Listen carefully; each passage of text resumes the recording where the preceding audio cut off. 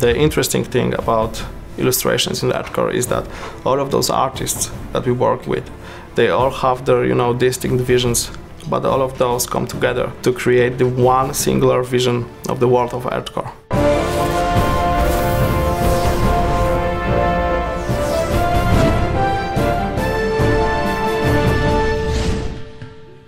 Ilustracje w Earthcore są bardzo ważne. Niosą ze sobą ogromny ładunek fabularny, budują cały klimat gry. Od początku wiedzieliśmy, że stawiamy na różnorodność, że różnorodność jest ok.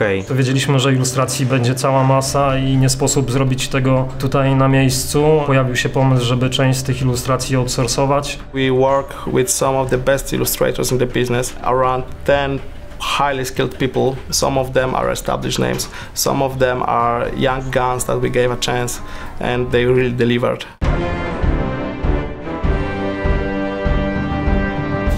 How long it takes to create good illustration? I think that depends. 5 minutes. It's a critical 5 minutes when you read the art description for the first time and you already have the idea for it. To jest właśnie fajne, jak fajnie możemy wchodzić w interakcję z tymi ludźmi. To nie jest tylko tak, że bierzemy wszystko, co do nas spływa. To jest ciągły jakiś etap, nie wiem, wymiany idei i poglądów. You have to put all your experience, all your skills to translate your idea into final illustration. But of course, we do allow a lot of creative freedom, so often what comes back to us is a bit surprising.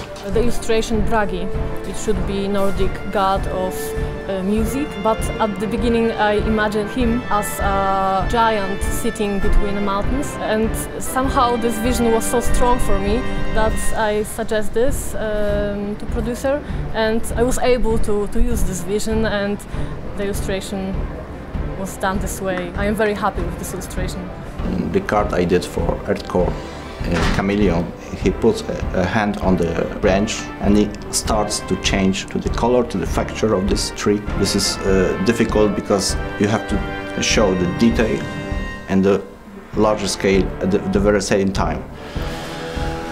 Well, I did it, I think.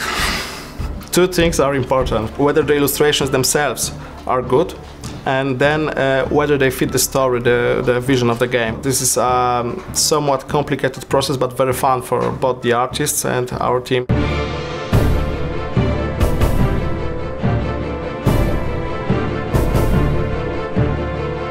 Przeglądając jakieś referencje do gry, skupialiśmy się powiedzmy na Dark Souls czy na Diablo 2 i to jest gdzieś ten klimat, do którego chcieliśmy dążyć, do którego chcieliśmy nawiązywać. I to też odbija się później w ilustracjach. Nie idziemy na kompromis i widać, że te ilustracje są skierowane raczej dla odbiorców dorosłych. So there's really a lot of imagination involved into making this game as good as and as beautiful, more importantly, as it can be.